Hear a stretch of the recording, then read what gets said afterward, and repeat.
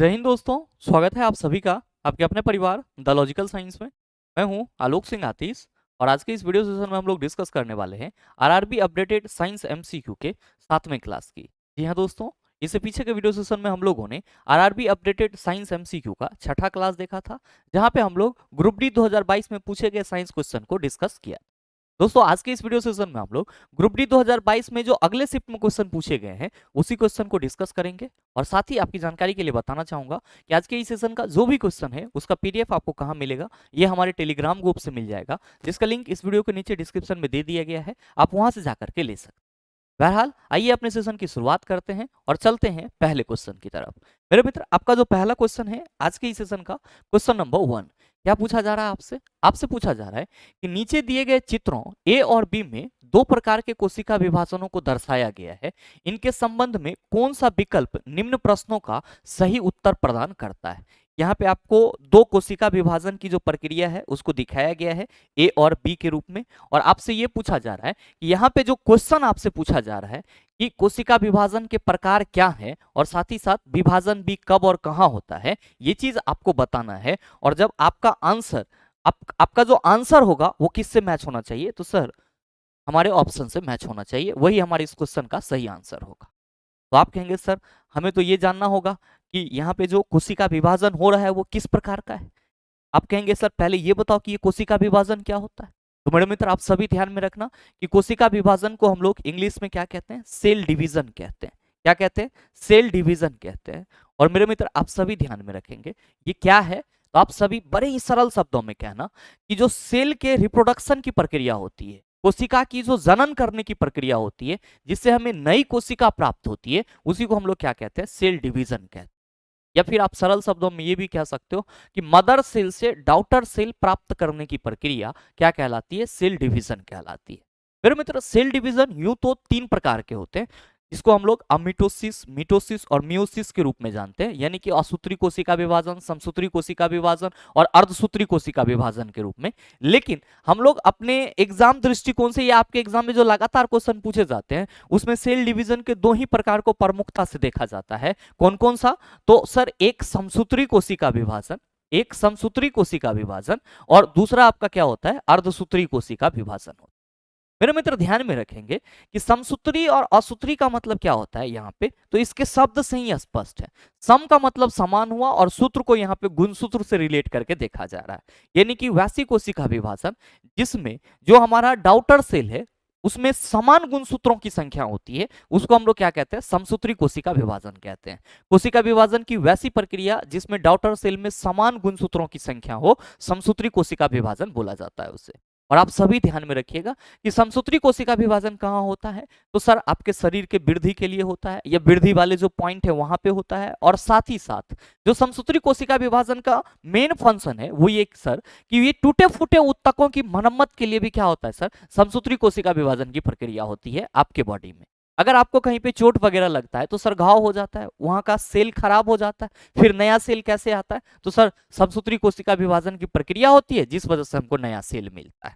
तो वृद्धि और टूटे फूटे ऊतकों की मरम्मत के लिए समसूत्री कोशिका विभाजन का उपयोग किया जाता है। और अर्धसूत्री कोशिका विभाजन इसी को हम लोग मियोसिस बोलते हैं। और चेला जी ध्यान में रखेंगे इसके भी नाम से स्पष्ट है, अर्ध मतलब आधा, सूत्र मतलब गुणसूत्र, यानी कि कोशिका विभाजन की वो प्रक्रिया जिसमें जो नया सेल है, जो नई कोशिका है, उसमें गुणसूत्रों की संख्या आधी हो जाती है, क्या कहलाती है? अर्धसूत्री कोशिका विभाजन कहलाती है। मेरे मित्र आप सभी ध्यान में रखेंगे कि जो अर्धसूत्री कोशिका विभाजन की प्रक्रिया है ये एक्चुअली में कब परफॉर्म होती है? तो सर लैंगिक जनन के समय परफॉर्म होती है, यानी कि सेक्सुअल रिप्रोडक्शन के दौरान जो प्रोसेस होती है उसमें क्या होता है? तो सर मियोसिस होता है, यानी कि अर्धसूत्री कोशिका विभाजन होता है। आपसे पूछा जा रहा है कि ए और बी जो है ये किस प्रकार की कोशिका विभाजन है। मेरे मित्र आप सभी देख रहे होंगे कि ए और बी में अगर इस सेल को मदर सेल माना जाए तो इसमें यहां पे आप संरचना देख रहे होंगे, यहां पे संरचना देख रहे होंगे, यहां पे देख रहे होंगे, यहां पे देख रहे होंगे। अब मेरे मित्र आप क्या देख रहे हैं कि जो इससे नया डॉटर सेल मिल रहा है इसमें जो गुणसूत्र हैं, यानी कि ये जो आपका क्रोमोसोम है ये क्या है सर? तो सर आधा आधा है, इसमें 4 था, अब जो नया बना उसमें क्या हुआ सर? 2-2 हो गया। सॉरी आधा आधा नहीं कहेंगे, समान हो गया, आधा आधा नहीं कहेंगे, ये क्या है सर? समान है। तो मेरे मित्र जो आपका ए है ये क्या है? समसूत्री कोशिका विभाजन है। ये क्या है आपका समसूत्री कोशिका विभाजन है। क्यों? क्योंकि सर जो डॉटर सेल है इसमें समान गुणसूत्रों की संख्या मौजूद है। लेकिन अगर आप अर्धसूत्री कोशिका विभाजन बी को देखेंगे तो यहां पे कहेंगे सर मदर सेल तो हमारा वही है, लेकिन ये इसका जो फेज होता है वो क्या होता है सर अलग अलग होता है। और यहाँ पे क्या देख रहे हैं कि सर जैसे ही ये डॉटर सेल में बढ़ता है, जैसे ही ये डॉटर सेल में बढ़ता है तो हर एक डॉटर सेल में क्या है सर एक एक गुणसूत्र यहाँ पे दिख रहा है और एक एक केंद्रक दिख रहा है, न्यूक्लियस दिख रहा है। ध्यान दीजिएगा कि कोई भी सेल होगा तो केंद्रक भी होगा और गुणसूत्र भी होगा, ये चीज बहुत कॉमन है। तो आप कंफ्यूज मत होना कि सर दो गो चीज था, एगो नहीं बता रहे थे, हम गुणसूत्र पे आपको समझा रहे हैं तो गुणसूत्र को बता रहे हैं। तो आप क्या देख रहे हैं कि सर इसमें जो विभाजन हो रहा है तो यहाँ पे तो गुणसूत्रों की संख्या आधी हो जा रही है।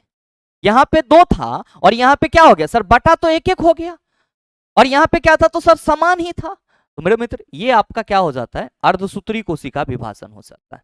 क्या हो जाता है अर्धसूत्री कोशिका विभाजन। तो जो आपसे क्वेश्चन करा जा रहा है कि कोशिका विभाजन के प्रकार क्या हैं, तो आप कहेंगे ए समसूत्री कोशिका विभाजन है और बी अर्धसूत्री कोशिका विभाजन है। अब मेरे मित्र ध्यान में रखेंगे विभाजन बी कब और कहां होता है, तो आप कहेंगे विभाजन बी जो है वो लैंगिक जनन के दौरान, विभाजन बी जो है वो कहां होता है तो सर लैंगिक जनन के दौरान जनन कोशिकाओं में होता है, जेनेटियल सेल में होता है। तो आप देख लीजिए आपका ऑप्शन क्या क्या कहता है। पहला ऑप्शन है कि ए समसूत्री विभाजन है और बी अर्धसूत्री विभाजन है। तो सर पहले का तो क्वेश्चन इस ऑप्शन में सही है, लेकिन दूसरे में वृद्धि के लिए शरीर की कोशिकाओं में अर्धसूत्री विभाजन होता है। आप कहेंगे सर ये तो गलत हो गया ना, क्योंकि अभी जस्ट आपने बताया है कि जब भी वृद्धि की बात करेंगे या टूटे फूटे उत्तकों के मरम्मत की बात करेंगे तो समसूत्री कोशिका विभाजन का नाम लेंगे, और जनन कोशिकाओं में कोशिका विभाजन की बात करेंगे तो अर्धसूत्री कोशिका विभाजन का नाम लेंगे। तो आप कहेंगे सर ये तो गलत हो जाएगा। अब बी आइए, बी में कहा जा रहा है ए अर्धसूत्री विभाजन है, तो ये तो पहले ही गलत हो गया। क्या है तो ये तो सर समसूत्री कोशिका विभाजन है। अब सी में आइए, ए समसूत्री विभाजन है सही है, बी अर्धसूत्री विभाजन है सही है। दो में है कि युग्मकों के निर्माण के लिए जनन कोशिकाओं में अर्धसूत्री विभाजन होता है, बिल्कुल सही है सर। जाइगोट के फॉर्मेशन में जो हमारा जनन कोशिका होता है उसमें क्या होता है अर्धसूत्री विभाजन होता है। और आपका डी है कि ए और बी अर्धसूत्री विभाजन नहीं, तो चला पहली गलत हो गया। आप कहेंगे सर सही तो हमको सब केवल सी लग रहा है, तो बिल्कुल आपके इस क्वेश्चन का सही आंसर क्या हो जाएगा चला जी ऑप्शन नंबर सी हो जाएगा। मेरे ख्याल से चीजों को आप समझ पाए होंगे।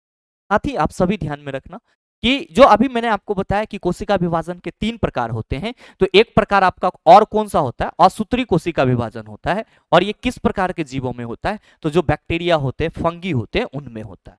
असूत्री कोशिका विभाजन को चेला जी प्रत्यक्ष कोशिका विभाजन के रूप में भी जाना जाता है, और समसूत्री कोशिका विभाजन को परोक्ष कोशिका विभाजन के रूप में जाना जाता है, और अर्धसूत्री कोशिका विभाजन को न्यूनकारी कोशिका विभाजन के रूप में जाना जाता है। ये 3 चीज भी आप ध्यान में रखिएगा, आपके एग्जाम के लिए बहुत ही इंपॉर्टेंट है। आइए बात करते हैं अगले क्वेश्चन की। अगला क्वेश्चन देखिएगा आपके सामने है, बड़ा ही सरल सा क्वेश्चन, आप सभी बड़े ही आसानी से कहेंगे। गुरुजी आपसे पूछा जा रहा है कि धातु ऑक्साइड सामान्यतः डैश प्रकृति के होते हैं, बताइए हमें बताने की जरूरत पड़ेगी। आप सभी सही आंसर क्या होगा नीचे कमेंट करके बताइएगा। अगला question, question number 3, alcohol sodium के साथ अभिक्रिया करके निम्नलिखित में से किस गैस का निर्माण करता है। आप कहोगे सर ये तो आपको बताना पड़ेगा। चलो जी याद रखिएगा, इस टाइप के जो क्वेश्चन होते हैं ना ये वीवीआई होते हैं, ये ना तो आपका है और ना ही हमारा है और ना ही समय का है। जब भी समय चक्र घूमेगा जो रेलवे का सेटर होगा वो क्वेश्चन सेट करके आपको दे देगा। अब आपको मालूम नहीं है कंसेप्ट क्या है नहीं है, क्यों? क्योंकि सर इस प्रकार के क्वेश्चन से आपको कभी मुलाकात ही नहीं होती है हमारे डे टू डे लाइफ में। लेकिन याद रखेंगे कि अगर हम लोग बात करते हैं केमिस्ट्री में अल्कोहल और सोडियम के बीच रिएक्शन की, तो अल्कोहल और सोडियम के बीच में हम लोग रिएक्शन करा करके क्या करते हैं तो सर पहला चीज तो हाइड्रोजन गैस हम लोग प्रोड्यूस करते हैं, और दूसरा चीज इससे हमें सोडियम एथॉक्साइड मिलता है। तो ध्यान में रखिएगा कि अल्कोहल यानी कि C2H5OH की बात हम कर रहे हैं, बिल्कुल चिला। और ये किससे रिएक्ट करेगा सर सोडियम से रिएक्ट करेगा। तो मेरे मित्र आप सभी ध्यान में रखना कि 2C2H5OH जब 2Na के साथ रिएक्ट करता है तब ये क्या बना लेता है तो सर 2C2H5ONa बना लेता है, जिसको हम लोग क्या कहते हैं तो सर इसी को हम लोग सोडियम इथॉक्साइड कहते हैं। क्या कहते हैं सोडियम इथॉक्साइड कहते हैं। और साथ ही क्या निकलता है तो हाइड्रोजन गैस निकलता है। क्या निकलता है सर हाइड्रोजन गैस निकलता है। तो ये चीज भी आप सभी अपने माइंड में रखेंगे। आप क्या कहेंगे कि सर तो सही आंसर हमारा क्या हो जाएगा? क्वेश्चन आपसे क्या पूछा जा रहा है कि अल्कोहल सोडियम के साथ अभिक्रिया करके निम्नलिखित में से किस गैस का निर्माण करता है? आप कहेंगे सर हाइड्रोजन गैस का निर्माण करता है। अगर क्वेश्चन ये पूछ देता कि अल्कोहल सोडियम के साथ अभिक्रिया करके निम्न में से किस यौगिक का निर्माण करता है, तो आप कहेंगे सोडियम इथॉक्साइड का निर्माण करता है। किसका करता है सर? सोडियम इथॉक्साइड का। वीवीआई के रूप में कहीं पे भी चला नोट कर लेना, रिएक्शन इंपॉर्टेंट है, कभी भी किसी भी एग्जाम में आ सकता है। नेक्स्ट क्वेश्चन देखो, क्वेश्चन नंबर 4 आपसे क्या पूछा जा रहा है? आपसे पूछा जा रहा है कि चुंबकीय क्षेत्र में परिवर्तन द्वारा प्रेरित धारा उत्पन्न करने की प्रक्रिया क्या कहलाती है? आप कहेंगे सर प्रेरित धारा जो है वो इलेक्ट्रोमैग्नेटिक इंडक्शन से उत्पन्न होती है। प्रेरित धारा किससे उत्पन्न होगी? आप कहेंगे इलेक्ट्रोमैग्नेटिक इंडक्शन से, जिसको हम लोग क्या कहते हैं? तो इसी को हम लोग सर हिंदी में विद्युत चुंबकीय प्रेरण कहते हैं। क्या कहते हैं? विद्युत चुंबकीय प्रेरण कहते हैं। और चेला जी आपसे जो सवाल पूछा जा रहा है उसका सही आंसर क्या हो जाएगा? आप सभी कहेंगे सर ऑप्शन नंबर सी हो जाएगा। विद्युत चंबकीय प्रेरण की खोज किसने करा? तो चेला छाप लेना कि माइकल फैराडे नामक वैज्ञानिक ने करा। ऐसे आप सबों को मालूम भी होगा। और विद्युत चुंबकीय प्रेरण सिद्धांत पे कार्य कौन करता है चेला? तो इस चीज को भी अपने कॉपी में छाप लेना कि जो हमारा जेनरेटर होता है, जो हमारा जेनरेटर होता है वो किस सिद्धांत पे कार्य कर रहा होता है? विद्युत चुंबकीय प्रेरण सिद्धांत पे कार्य कर रहा होता है। क्यों? क्योंकि सर हमको जनरेटर से विद्युत धारा मिलती है जो कि प्रेरित धारा होती है, और चुंबकीय प्रेरण के उपरांत जो आपको धारा मिलती है उसे क्या कहते हैं हम लोग? प्रेरित धारा। अगला क्वेश्चन देखिएगा, क्वेश्चन नंबर 5। नीचे दिए गए कथनों पर विचार कीजिए और सही उत्तर का चयन कीजिए। कथन 1, मानव आमाशय नाइट्रिक अम्ल का उत्पादन करता है। पहली गलत है। मानव आमाशय जब भी उत्पादन करेगा तो HCl का करेगा चेला, हाइड्रोक्लोरिक अम्ल का करता है। और यह हाइड्रोक्लोरिक अम्ल क्या करता है? तो सर निष्क्रिय पेप्सिन को सर एक्टिव बनाता है, सक्रिय बनाता है। और मेरे मित्र कथन दूसरा है कि हाइड्रोजन अम्ल आमाशय को क्षति पहुंचाए बिना भोजन के पाचन में मदद करता है। सर जब ये पेप्सिन को एक्टिव करता है तो जाहिर सी बात है कि प्रोटीन के पाचन में मदद करेगा, तो HCl आपका प्रोटीन के पाचन में मदद करता ही करता है। और आपके आमाशय में पाया जाने वाला एसिड भी क्या है सर? HCl ही है। तो आप क्या कहेंगे कि सर हमें तो लग रहा है कथन 2 सही है। सिर्फ आपको ही नहीं लग रहा है चेला, सबको यही लग रहा होगा कि कथन 2 सही है, क्योंकि मानव आमाशय में अगर नाइट्रिक अम्ल पाया जाएगा तो आदमी ये मर जाएगा। तो सही आंसर क्या होगा? केवल कथन 2 सही है, कोई दिक्कत नहीं होना चाहिए। आइए अगला क्वेश्चन देखिए, क्वेश्चन नंबर 6। निम्न में से किस समूह के तत्वों में अम्लीय ऑक्साइड बनाने की प्रवृत्ति होती है? चेला जी अम्लीय ऑक्साइड अगर बनेगा, अम्लीय ऑक्साइड अगर बनेगा तो आप सभी क्या कहेंगे कि सर अम्लीय ऑक्साइड बनने के लिए अधातु का किससे रिएक्शन करना होगा? ऑक्सीजन से रिएक्शन करना होगा। और अगर क्षारीय ऑक्साइड बनेगा, और अगर क्षारीय ऑक्साइड बनेगा चेला, क्षारीय ऑक्साइड बनेगा तो धातु को किससे रिएक्शन करना होगा? ऑक्सीजन के साथ करना होगा। ध्यान देना कि ऑक्साइड तभी बनेगा जब ऑक्सीजन की अभिक्रिया होगी। तो जब कोई अधातु ऑक्सीजन के साथ रिएक्ट करके कोई पदार्थ बनाएगा तो वो क्या होगा? अधात्विक ऑक्साइड। और अधात्विक ऑक्साइड का जो नेचर होगा वो कैसा होगा? अम्लीय होगा। और अगर कोई धातु किसी ऑक्सीजन के साथ अभिक्रिया करके धात्विक ऑक्साइड बनाएगा तो उसकी प्रकृति कैसी होगी? सर उसकी प्रकृति क्षारीय होगी। क्वेश्चन क्या करा जा रहा है कि निम्न में से किस समूह के तत्वों में अम्लीय ऑक्साइड बनाने की प्रवृत्ति होती है? अम्लीय ऑक्साइड बनेगा तो चेला जी हमें क्या चाहिए होगा? आप कहेंगे सर हमें तो अधातु चाहिए होगा। हमें क्या चाहिए होगा? आप कहेंगे सर अधातु चाहिए होगा। मेरे मित्र आप सभी क्या कहेंगे कि गुरुजी यहाँ पे हम ऑप्शन नंबर डी देख रहे हैं कि सर वर्ग 16 है, और वर्ग 16 की अगर हम लोग बात करते हैं तो वर्ग 16 में ही हमारा क्या रहता है सर? सल्फर रहता है, ऑक्सीजन रहता है। और इसको हम लोग क्या कहते हैं सर? चाल्कोजेन कहते हैं। क्या कहते हैं? चाल्कोजेन कहते हैं। और मेरे मित्र आप सबों को मालूम होना चाहिए कि जो आपके वर्ग 16 के तत्व हैं वो बेसिकली क्या है सर? तो सर बेसिकली वो अधातु हैं, और इसीलिए जब वो ऑक्सीजन के साथ अभिक्रिया करेंगे तो क्या बनाएंगे सर? तो आप सभी याद रखना कि अम्लीय ऑक्साइड बनाएंगे। यानी कि अधातु के ऑक्साइड क्या होते हैं? अम्लीय। और धातु के ऑक्साइड क्या होते हैं? क्षारीय होते हैं। अगला क्वेश्चन देखिएगा, क्वेश्चन नंबर 7 कि दो पारदर्शी माध्यमों ए और बी में प्रकाश की चाल 2 × 10⁸ मीटर पर सेकेंड और 2.25 × 10⁸ मीटर पर सेकेंड। चला यहाँ पे ये थोड़ा सा मिस्टेक है, प्रकाश की चाल में टाइपिंग मिस्टेक है, ठीक है। तो जो A है उसका प्रकाश की चाल में सुधार के यहाँ पे लिख दे रहा हूं 2 इंटू 10⁸ मीटर पर सेकेंड होगा, ठीक है। और जो B है उसमें प्रकाश की चाल 2 इंटू टू इंटू नहीं 2.25 इंटू 10⁸ मीटर पर सेकेंड होगा। आपसे क्या पूछा जा रहा है कि माध्यम B के सापेक्ष माध्यम A का अपवर्तनांक क्या होगा, यानी कि इसके सापेक्ष इसका अपवर्तनांक क्या होगा। याद रखिएगा, दो माध्यमों के सापेक्ष अपवर्तनांक को अगर रिप्रेजेंट करते हैं तो किससे करते हैं, तो सर जिसके सापेक्ष निकालना है उसको पहले लिखते हैं। तो हमको B के सापेक्ष निकालना है तो B को पहले लिख दिए, और किसका निकालना है A, तो ये क्या हो जाएगा म्यू बी ए। और दो माध्यमों की अगर सापेक्ष अपवर्तनांक की बात करते हैं तो वो क्या होता है, तो सर उस दोनों माध्यम में प्रकाश की चाल का अनुपात होता है। और मेरे मित्र आप सभी ध्यान में रखिएगा, यहाँ पे हम लोग mu B A equal to क्या कह रहे हैं, तो आप सभी कहेंगे कि सर माध्यम ए में प्रकाश की चाल अब माध्यम बी में प्रकाश की चाल। ध्यान में रखिएगा कि इसको हम कैसे रिप्रेजेंट करेंगे, तो सर हमको जिसके सापेक्ष निकालना है उसको ऊपर रखेंगे और जिसका निकालना है उसको नीचे रखेंगे, तो ये हो जाएगा VB बटा VA। और चला जी आपका VB कितना है, आप कहेंगे सर 2.25 इंटू 10⁸, और आपका VA कितना होगा, आप कहेंगे सर 2 इंटू 10⁸। ये और ये कैंसिल हो जाएगा, और जब आप इसको डिवाइड करेंगे तो ये आपका 1.125 के समथिंग आ जाएगा। यानी कि जो क्वेश्चन करा जा रहा है कि माध्यम बी के सापेक्ष माध्यम ए का अपवर्तनांक होगा, आप कहेंगे ऑप्शन नंबर डी होगा सर, कोई दिक्कत नहीं होना चाहिए। अगला क्वेश्चन देखिएगा, आपसे क्वेश्चन करा जा रहा है कि रंगहीन लवक क्या कहलाता है।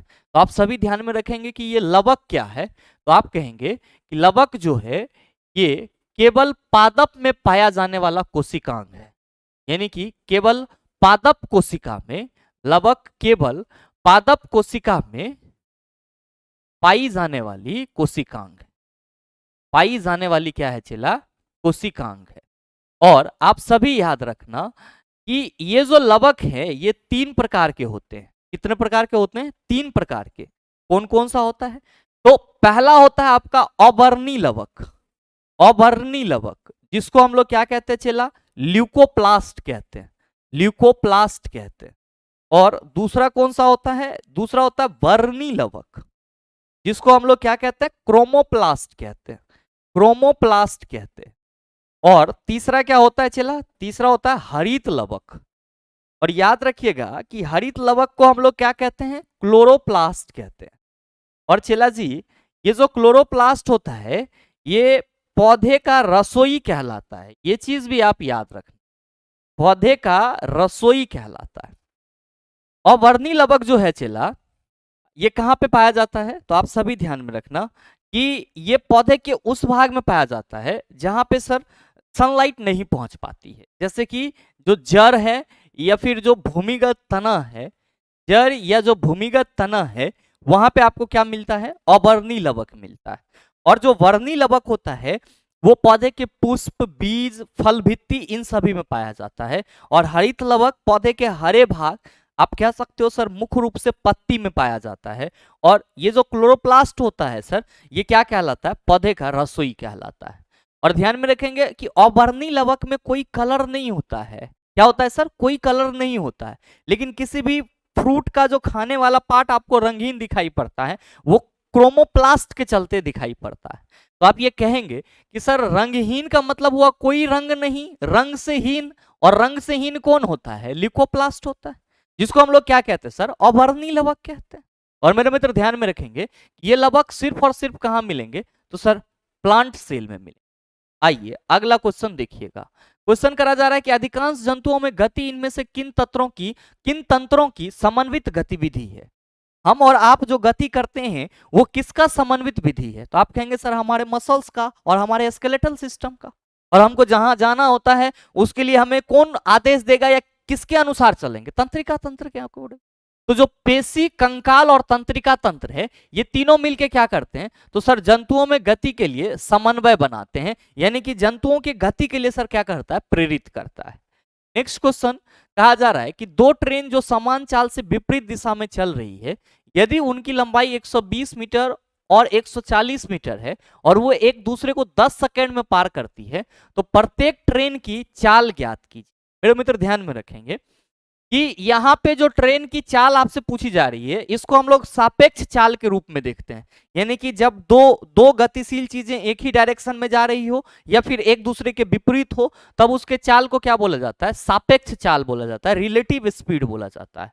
मेरे मित्र ध्यान में रखना कि अगर दो ट्रेन या दो कोई गतिशील चीज मान लो कि ए और बी है, समान दिशा में गति कर रही होती है, क्या कर रही होती है सर, समान दिशा में गति कर रही होती है, यानी कि सेम डायरेक्शन में, तब जो इसका सापेक्ष चाल होता है, तब जो इसका सापेक्ष चाल होता है चिल्ला, वो क्या होता है, तो आप सभी याद रखना a माइनस बी होता है। तब इसका सापेक्ष चाल क्या होता है, a minus B metre per second. और जब दो दो आपका गतिशील चीज एक दूसरे के विपरीत चल रहा होता है, यानी कि एक दूसरे के विपरीत दिशा में चल रहा होता है, एक दूसरे के विपरीत दिशा में चल रहा होता है, तब इसका जो सापेक्ष चाल होता है चिल्ला वो क्या होता है, याद रखना कि सापेक्ष चाल a plus B metre per second होती है। क्या कहा जा रहा है कि दो ट्रेन जो समान चाल से विपरीत दिशा में चल रही है, तो यहां पे मान लेते हैं चिल्ला हम क्या, यहां पे हम मान लेते हैं कि दोनों ट्रेन का चाल, दोनों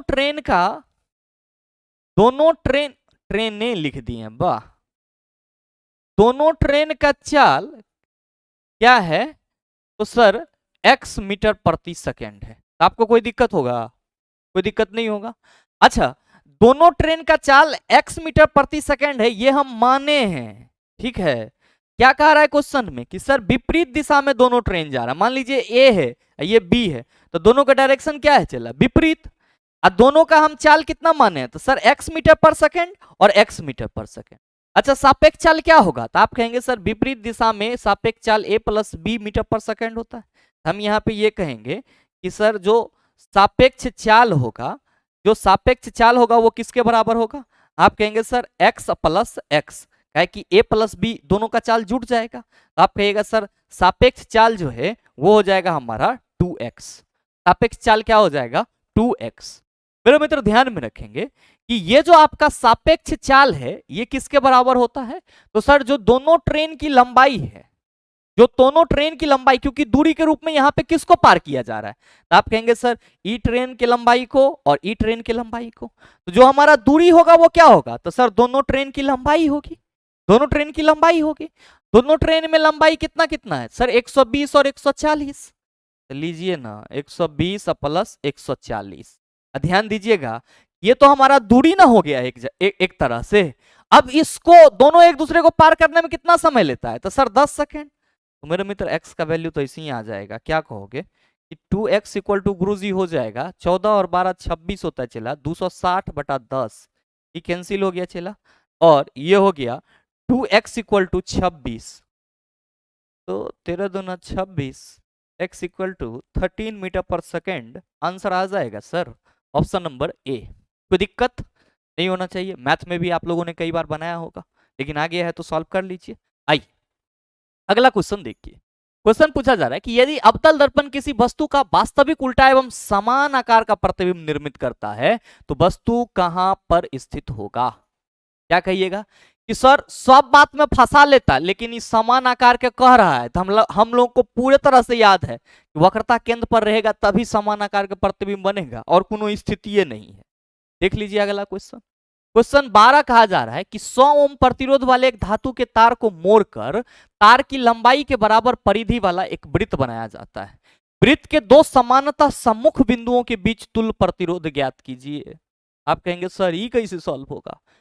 देख लीजिए चला जी कि मान लीजिए कि ये ए और बी कोई तार है, इसकी लंबाई इतनी है और इसका प्रतिरोध कितना है, तो अकॉर्डिंग टू क्वेश्चन 100 ओम।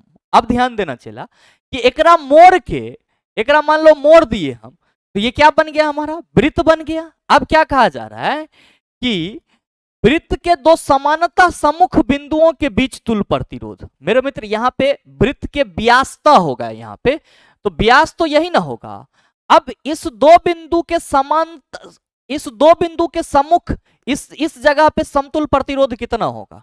आप कहिएगा सर जब ए बी हमारा लंबाई वाला प्रतिरोध था और एकरा घुमा दिए तो सर ये प्रतिरोध जो है हमारा तो एक वृत्त बन गया है उसका लंबाई। लेकिन पूछा जा रहा है कि दो समान सम्मुख बिंदु के बीच व्यासतः दो समान सम्मुख बिंदु के बीच में कुल प्रतिरोध कितना होगा। तो आप कहेंगे सर जैसे ही मोड़ेंगे हम लोगों को मालूम है कि जो व्यास होता है वो तो वृत्त को आधा आधा बांट देता है, तो लंबाई तो हमारा बढ़ जाएगा, यानी कि L1 और ये L2 हो जाएगा। बिल्कुल चला जी। अच्छा ध्यान देना कि आप सबों को मालूम है कि प्रतिरोध लंबाई के समानुपाती होती है, तो प्रतिरोध दोगुना होगा, सॉरी लंबाई दोगुना होगा, प्रतिरोध भी दोगुना होगा, लंबाई आधा प्रतिरोध भी क्या हो जाएगा, आप कहिएगा सर आधा हो जाएगा। तो चला इस 100 ओम वाला प्रतिरोध था, एकरा आधा आधा लंबाई में बांट दिया L1 और L2, तो आप क्या कहेंगे कि गुरुजी अगर एकरा R1 माना जाए और एकरा R2 माना जाए तो जो हमारा प्रतिरोध है 100 ओम वही क्या होगा, बटेगा, यानी कि R1 हमारा 50 ओम हो जाएगा, R2 हमारा कितना हो जाएगा चला 50 ओम। अब आपसे पूछा जा रहा है कि तुल्य प्रतिरोध क्या होगा, तो आप कहिएगा सर R1 इक्वल टू 50 हो गया, R2 इक्वल टू हमारा 50 हो गया, तो तुल्य प्रतिरोध समांतर क्रम में न जुड़ा हुआ है। ऐसे आप कहेंगे सर 1 बटा RP इक्वल टू हम लोग कहेंगे 1 बटा R1 प्लस 1 बटा R2। चला सॉल्व करो एकरा। 1 बटा RP इक्वल टू क्या होगा, आप कहेंगे सर 1 बटा 50 प्लस 1 बटा 50। ध्यान दीजिएगा 50 का एलसीएम क्या लेंगे, आप कहेंगे सर हम 50 ही लेंगे। और मेरे मित्र आप कहिएगा सर इतना क्या लेके कर रहे हैं, एक एक 2 होता है, 2 बटा 50 लिखिए। ये बात सही है बोल रहा होगा चला क्या, 1 बटा RP, ओहो बराबर नहीं देना चाहिए था। 1 बटा RP इक्वल टू क्या लिखेंगे हो, 1 बटा 25, अब गुना कीजिएगा तो RP इक्वल टू कितना हो जाएगा 25, यानी कि समतुल्य प्रतिरोध आपका कितना होगा सर, तो सर जो तुल्य प्रतिरोध होगा वो 25 ओम के बराबर होगा। कोई दिक्कतें नहीं था सर, बस आपको ये यहाँ पे समझना था कि जो हमारा 100 ओम का प्रतिरोध है जो कोई लंबाई वाला है, तो इसी को मोड़ के इसका क्या बना जा रहा है, इतने बराबर का परिधि का हमको उसको उस प्रतिरोध को मोड़ा जा रहा है। जाहिर सी बात है कि लंबाई तो बढ़ जाएगी, लंबाई आधा आधा होगी तो प्रतिरोध भी आधा होगी, और तुल्य प्रतिरोध मतलब हमको क्या निकालना है, समांतर क्रम प्रतिरोध निकालना था। नेक्स्ट क्वेश्चन देखिएगा, क्वेश्चन नंबर 13 कि किसी दिए गए पारदर्शी माध्यम का अपवर्तनांक 1.5 है, उस माध्यम में प्रकाश की चाल क्या होगी। मेरे मित्र यहाँ पे निरपेक्ष अगर हम चाल की बात करेंगे, सॉरी सापेक्ष चाल की बात करेंगे किसके अकॉर्डिंग सर, तो सर निर्वात में हम तो क्या कहेंगे कि सर हमारा जो म्यू होगा वो क्या होगा, CV बटा CM हो जाएगा। CV क्या है, निर्वात में प्रकाश की चाल, CV निर्वात में प्रकाश की चाल, निर्वात में प्रकाश की चाल, और CM क्या है, माध्यम में प्रकाश की चाल, माध्यम में प्रकाश की चाल। अब वर्तमान कितना चला 1.5, निर्वात में प्रकाश की चाल 3.0 into 10 to the power 8 metre per second. CM, अच्छा CM इक्वल टू क्या हो जाएगा, आप कहोगे sir 3.0 into 10 to the power 8 बटा 1.5, 1.5 दूना 3, 2.0 into 10 to the power 8 metre per second. सही answer sir option number A हो जाएगा, कोई दिक्कत नहीं होना चाहिए। अगला क्वेश्चन देखिएगा, क्वेश्चन नंबर 14 कि विद्युत धारा के चालन की जांच करने के लिए रवि एक प्रयोग करता है। वह विभिन्न जलीय विलयन या द्रव विद्युत अपघट के रूप में लेता है और इसमें से विद्युत प्रवाहित करने का प्रयास करता है, और परिपथ को एक बल्ब, यहाँ पे बल्ब लिख दिया है, बल्ब से जोड़ता है। निम्न में से किसकी उपस्थिति में बल्ब नहीं जलेगा। आप क्या कहेंगे कि सर यहाँ पे जो ये विद्युत अपघट ले रहा है, तो विद्युत अपघट का नेचर अगर आयनिक होगा तो बल्ब जलेगा, आयनिक नहीं होगा तो बल्ब नहीं जलेगा। आयन का मतलब क्या हुआ कि सर अगर किसी भी चीज के जलीय विलयन से विद्युत धारा प्रवाहित की जाए और उसमें आपको करंट लग जाए तो समझ जाइए कि सर उसमें आयन है। अब यहाँ पे कहा जा रहा है कि कैल्शियम क्लोराइड, तो आप सभी ध्यान में रखिएगा कि कैल्शियम क्लोराइड CaCl2 होता है, एक पॉजिटिव एक नेगेटिव आयन है इसमें। Copper sulphate CuSO4 7H2O, sir इसमें भी आयन है। सोडियम क्लोराइड Na+Cl-, ऑक्टेन, आप कहेंगे सर इसमें कोई आयन नहीं होगा, मतलब सही आंसर ऑप्शन नंबर डी हो जाएगा। क्यों, क्योंकि कहा रहा है कि निम्न में से किसकी उपस्थिति में बल्ब नहीं जलेगी, तो इन तीनों की उपस्थिति में बल्ब जलेगी, इसकी उपस्थिति में बल्ब नहीं जलेगी। क्यों सर, क्योंकि इसमें आयन मौजूद नहीं है। आइए अगला क्वेश्चन देखिए, क्वेश्चन नंबर 15 सर VVI है, बस याद रख लीजिएगा एज अ स्टैटिक जी के कि n फेरों वाली एक धारावाही वृत्ताकार कुंडली के कारण उत्पन्न क्षेत्र और समान धारा को वहन करने वाले समान त्रिज्या के एकल वृत्ताकार लूप के कारण उत्पन्न क्षेत्र का अनुपात n:1 होता है। आप सभी इसको कंठाग्र याद रखेंगे। Next question, question number 16, 800 kilometre की एक यात्रा के लिए एक ट्रक पहले 300 किलोमीटर की दूरी 500 किलोमीटर पर आवर की चाल से तय करता है। उसे शेष दूरी को किस चाल से तय करनी चाहिए ताकि उसकी औसत चाल 60 किलोमीटर पर आवर हो जाए। मेरे मित्र आपसे क्वेश्चन करा जा रहा है, ये कोई 800 किलोमीटर का दूरी है, यहीं पे मैं बना दे रहा हूं सर, ये कोई आपका 800 किलोमीटर की दूरी है, ठीक है, ए से लेकर के बी तक की कितनी डिस्टेंस है सर, 800 किलोमीटर है, ठीक है। अब एक ट्रक क्या कर रहा है, तो सर एक ट्रक जो है मान लीजिए वो सी पॉइंट तक आ रहा है और ये सी पॉइंट तक कितना है सर, 300 किलोमीटर, कितना, 300 किलोमीटर, और ये 300 किलोमीटर को कितना किस स्पीड से कर रहा है सर तय, तो सर 50 किलोमीटर पर आवर के स्पीड से कर रहा है, यानी कि V1 क्या है हमारा, 50 किलोमीटर पर आवर है। अब मेरे मित्र आपसे ये कहा जा रहा है कि इधर जो C से लेकर के B तक की डिस्टेंस बची है लगभग 500 किलोमीटर का, इसको किस चाल से ये ट्रक तय करे ताकि इसका जो औसत चाल है वो 60 किलोमीटर पर आवर हो जाए। आप क्या कहेंगे कि औसत चाल तो सर कुल दूरी बटा कुल समय होता है, तो अगर इसको तय करने में यहाँ पे अगर इसको तय करने में ये जो 300 किलोमीटर के स्पीड से चल रहा है और ये 300 किलोमीटर चल रहा है सर 50 किलोमीटर पर आवर के स्पीड से, तो हम यहाँ पे कह सकते हैं कि इसको 6 घंटा लगा होगा सर 300 किलोमीटर की स्पीड को तय करने में। चला तू अपने सोचो ना कि 300 किलोमीटर का कोई दूरी है और आपको 50 किलोमीटर पर आवर के स्पीड से तय करना है, तो आप कहिएगा 6 घंटा हम सर पहुंच जाएंगे। तो V1 अगर 50 किलोमीटर लिखे हैं चला, तो D1 हमारा 300 किलोमीटर है, तो T1 कितना हो जाएगा, आप कहिएगा 6 घंटा का है, तो सर 50 किलोमीटर पर आवर के स्पीड से नहीं 300 किलोमीटर पर आवर 300 किलोमीटर का दूरी कवर कर रहा है। आप कहेंगे कि सर D2 हमारा तो 500 किलोमीटर होगा, लेकिन T2 तो हमें पता नहीं है। हमें क्या पता है सर, सिर्फ एवरेज स्पीड पता है, और ना तो हमें T2 पता है और ना ही हमें V2 पता है, कैसे होगा। तो मेरे मित्र पहले हम लोग क्या करते हैं, T2 निकालने की कोशिश करते हैं। कैसे, तो ध्यान दीजिएगा, एवरेज स्पीड इक्वल टू चेला क्या होगा, यानी कि औसत गति इक्वल टू कितना होगा, आप हमें बताएंगे क्या।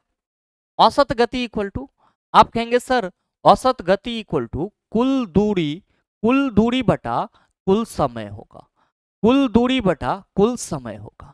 अब चला जी ध्यान दीजिए, औसत गति आपका 60 किलोमीटर पर आवर है और कुल दूरी आप कहिएगा D1 प्लस D2 बटा T1 प्लस T2, कुल समय ना चला।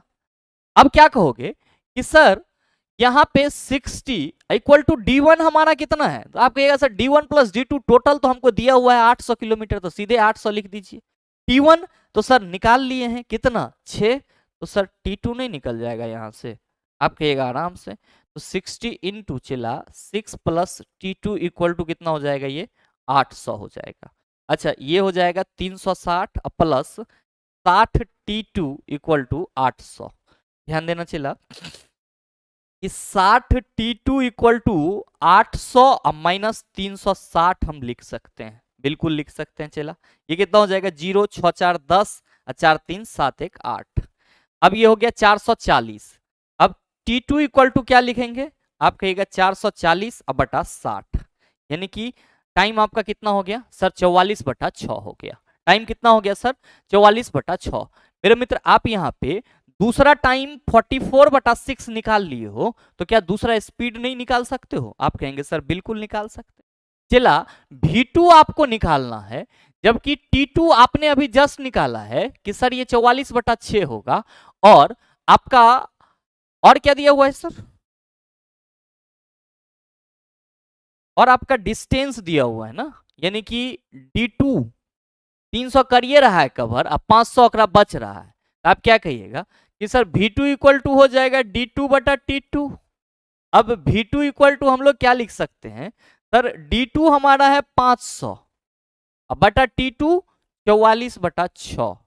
एक सॉल्व करो चला, 500 गुना 6 बटा 44, क्या कहोगे, आप कहोगे कि सर दो से काट सकते हैं, 2 तिया 6 हो जाएगा, 2 से काटें कटेगा, दो तिया 6 और ये कितना हो जाएगा सर 22 दूना 44, ठीक तो है।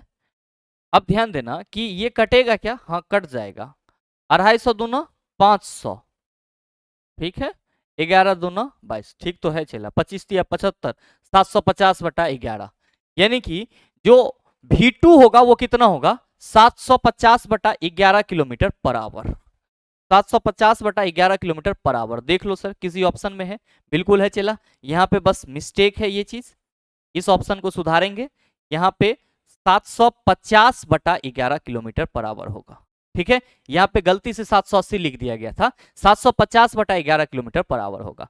बहुत सरल क्वेश्चन था, आप देख रहे होंगे यहाँ पे कि पहला 300 किलोमीटर ये 50 किलोमीटर पर आवर के स्पीड से चल रहा है, तो टाइम निकाल लिए कि सर 6 घंटा लगा होगा। अब दूसरा 500 किलोमीटर बचा है, आपसे पूछा जा रहा है कि वो किस चाल से चलेगी कि उसका औसत चाल 60 किलोमीटर पर आवर हो जाएगा। तो डाटा हमारा यहाँ पे दिया हुआ था, यहाँ से हमने क्या करा सर, यहाँ से हमने टाइम दूसरा टाइम निकाल लिया, और फिर दूसरा टाइम निकाल लिया तो हमको बेग निकालना था, तो हमारा 500 किलोमीटर डिस्टेंस था, टाइम था, तो आसानी से निकल जाता। नेक्स्ट क्वेश्चन देखिए सर, सही आंसर ऑप्शन नंबर डी होगा। चला ऑप्शन सुधार लेना 750/11। अब नेक्स्ट क्वेश्चन आपका क्वेश्चन नंबर 17, कहा जा रहा है कि यदि किसी चालक के टर्मिनलों के बीच 5 वोल्ट का विभवांतर करने पर उसमें 2.5 मिली एम्पियर की धारा उत्पन्न होती है, तो चालक का प्रतिरोध ओम में ज्ञात कीजिए। बहुत ही सिंपल है चला, I equal to 2.5 milli ampere है ना, और याद रखिएगा कि 1 एम्पियर कितना के बराबर होता है सर, एक मिली एम्पियर आपका 10⁻³ एम्पियर के बराबर होता है, और आपका विभवांतर कितना है सर 5 वोल्ट है।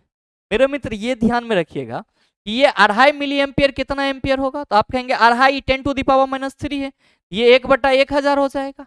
चला जी यहाँ से पॉइंट हटाइएगा तो यहाँ भी नीचे आ जाएगा 10, आप कहेंगे 0.0 4 गुना है, चला 0.025 एम्पियर हो जाएगा। बताओ आर पूछा जा रहा है, क्या कहोगे सर V/I, भी कितना है चला 5 बटा 0.0025, पॉइंट हटाओगे आप कहोगे सर ऊपर तो 4 गो जीरो हमको रखना पड़ेगा। चला जी 25 दूना 50, और ये क्या हो गया सर 2000 ओम। सही आंसर ऑप्शन नंबर बी, कोई दिक्कत नहीं होना चाहिए। नेक्स्ट क्वेश्चन देखिए, क्वेश्चन नंबर 18 कि डैश बनाने में ईस्ट का उपयोग किया जाता है। सर शराब बनाने में हम लोग ईस्ट का उपयोग करते हैं, जिसको फर्मेंटेशन किण्वन कहते हैं, और ये क्या होता है ऑक्सीजन के अनुपस्थिति में होता है।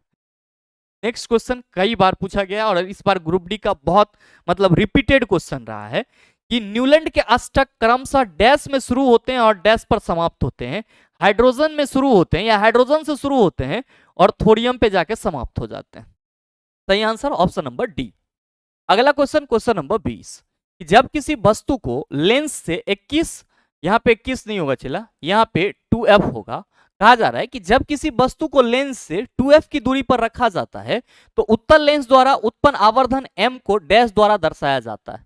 आप क्या कहेंगे कि सर अगर वस्तु को 2f पे रखा जा रहा है तो प्रतिबिंब भी हमारा 2f पे ही बनेगा, कैसे? तो चला जी आप सभी कहेंगे कि सर अगर ये हमारा उत्तल लेंस है तो ये हमारा 2f1 होगा और इधर क्या होगा हमारा 2f2 होगा। आप कहेंगे सर ऑब्जेक्ट अगर यहाँ रहेगा तो प्रतिबिंब हमारा यहाँ पे बनेगा, समान आकार का होता है इसलिए आवर्धन 1 होगा। लेकिन ध्यान में रखिएगा यहाँ पे प्रतिबिंब की ऊंचाई क्या होगी, आप कहेंगे माइनस में, वस्तु की ऊंचाई क्या होगी, आप कहेंगे प्लस में। तो चला जी जो हमारा आवर्धन होगा वो क्या हो जाएगा, आप कहेंगे सर -1 हो जाएगा। क्या हो जाएगा, -1 हो जाएगा। ध्यान में रखिएगा कि आवर्धन HI/HO भी होता है, हाइट ऑफ इमेज बटा हाइट ऑफ ऑब्जेक्ट, तो ये चीज भी आप अपने माइंड में रखेंगे। अगला क्वेश्चन देख लीजिए। अगला क्वेश्चन बड़ा ही सरल सा कि एक तत्व A जल के साथ अभिक्रिया करके एक विलयन बनाता है जो फिनोल्फ्लेविन नहीं होगा, फिनोप्थिलीन होगा, कि विलयन को गुलाबी कर देता है, तो तत्व A का प्रकृति सर क्षारीय होगा। और मेरे मित्र कहा जा रहा है कि ये A जो है वो जल के साथ अभिक्रिया करता है, और आपके ऑप्शन में Ag, Mg और कार्बन और सल्फर दिया हुआ है। आप कहेंगे सर मैग्नीशियम हाइड्रोक्साइड, मैग्नीशियम जब जल के साथ अभिक्रिया करेगा तो मैग्नीशियम हाइड्रोक्साइड बनाएगा, और इसकी प्रकृति कैसी होगी, आप कहेंगे सर क्षारीय होगी। क्यों होगी, तो आप सभी कहेंगे कि सर ये जो मैग्नीशियम हाइड्रोक्साइड है, ये जो मैग्नीशियम हाइड्रोक्साइड है ये क्या करेगा, तो सर फिनोलेप्थिलीन के विलयन को गुलाबी कर देगा। क्या करेगा सर, पिंक कर देगा। नेक्स्ट क्वेश्चन देखिएगा, क्वेश्चन नंबर 22, कि किसी चालक का प्रतिरोध इनमें से किस पर निर्भर नहीं करता है? चालक की लंबाई पर सर निर्भर करता है, चालक की लंबाई के समानुपाती होती है, चालक के अनुप्रस्थ काट क्षेत्रफल पर निर्भर करता है, व्युत्क्रमानुपाती होती है, चालक के तापमान पर बिल्कुल डिपेंड करता है, ताप बढ़ाएंगे प्रतिरोध भी क्या होगा हमारा सर, बढ़ जाएगा। अब कहा जा रहा है कि चालक से होकर प्रवाहित होने वाली धारा पर सर इस पर निर्भर नहीं करता है, तो सही आंसर क्या हो जाएगा, ऑप्शन नंबर डी हो जाएगा। बड़े मित्र, साथ ही आप सभी की जानकारी के लिए बताना चाहूंगा कि अगर आप सभी फिजिक्स स्पेशल रूप से पढ़ना चाहते हैं और आपको कहीं ना कहीं ये लग रहा है कि सर फिजिक्स के थ्योरी और न्यूमेरिकल हमको पल्ले नहीं पड़ रहा है, हम इसमें बेस्ट करना चाहते हैं, और जो एक एनसीईआरटी हमारे ऊपर बोझ बना हुआ है, हम इसको एनसीईआरटी के तरीके से पढ़ना चाहते हैं, तो मेरे मित्र आप सभी का स्वागत रहेगा इस physics the game changer batch में। ध्यान में रखिएगा कि इस बैच से आपका भौतिकी का जो भय है वो पूरी तरह से खत्म हो जाएगा। क्यों? क्योंकि यहाँ पे आपको सेलेक्टेड चैप्टर्स के थ्योरी और न्यूमेरिकल करवाए जाएंगे जो आपके एग्जाम के लिए अति महत्वपूर्ण है। एक चीज याद रखिएगा, इसमें मैंने लिखा है short term course long term validity, इसीलिए क्योंकि एक फिजिक्स को अगर हम लोग पढ़ने में पूरा साल लगा दें तो फिर सर हो गया कल्याण ही है। यहाँ पे हम लोग कम समय में वैसे चैप्टर को फोकस करेंगे जो आपके एग्जाम के लिए अत्यंत ही उपयोगी है, और मेरे मित्र उसके थ्योरी और न्यूमेरिकल को जब हम लोग साथ में करते चले जाएंगे तो कहीं ना कहीं फिजिक्स का डर आपका पूरी तरह से कंप्लीट हो जाएगा। मेरे मित्र ध्यान देंगे, इसमें आपको क्या सब मिलेंगे, क्लास नोट्स दिया जाएगा, साथ ही एनसीईआरटी के जितने भी ऑब्जेक्टिव हैं, चाहे एक्सरसाइज का हो एग्जाम्पलर का हो, वो सारा आपको प्रोवाइड कराया जाएगा, यानी कि एनसीईआरटी एग्जाम्पलर पीडीएफ भी आपको दिया जाएगा। इसकी वैलिडिटी कितनी होगी सर, 1 साल की वैलिडिटी रहेगी। और ध्यान रखिएगा कि आपको कितना में मिल रहा है, तो सर आप सभी प्राइस यहाँ पे देख पा रहे होंगे। आपके मन में आ रहा होगा गुरुजी ये बैच कहाँ मिलेगा, तो मैं आपको बता दूं कि ये batch the logical science application पे मिल जाएगा। और चला जी ध्यान में रखिएगा, ये एप्लीकेशन आपको गूगल प्ले स्टोर पे मिल जाएगा, आप वहां से डाउनलोड कर सकते हैं। अगर आपके मन में इस कोर्स से संबंधित किसी अन्य तरह की जानकारी लेने का मन कर रहा है या क्वेश्चन आ रहा है, मन बना रहे हैं, तो आप हमारे 9065 970477 पे एक बार कॉल करके किसी भी कोर्स के रिगार्डिंग सारी जानकारी प्राप्त कर सकते हैं। और साथ ही उम्मीद करते हैं कि यहाँ तक के सभी क्वेश्चन को आप आसानी से समझ पाए होंगे, और ऐसे क्वेश्चन अगर आपको दोबारा दे दिया जाए तो मेरे ख्याल से आप उसका जवाब भी आसानी से दे सकते हैं। साथ ही उम्मीद ये भी करते हैं कि ये वीडियो आपको अच्छा लगा होगा। अगर आपको वीडियो अच्छा लगा तो वीडियो को लाइक कीजिएगा, ज़्यादा से ज़्यादा शेयर कीजिएगा, और हाँ अगर आप चैनल पर नए हैं तो सब्सक्राइब करके बेल आइकन दबा लीजिएगा, ताकि इस तरह के एग्जाम रिलेवेंट वीडियो का नोटिफिकेशन सबसे पहले आपके पास पहुंचे और आप उसको सबसे पहले देख पाओ। मिलते हैं फिर अगले वीडियो सेशन में, तब तक के लिए best of luck, thank you, have a nice day.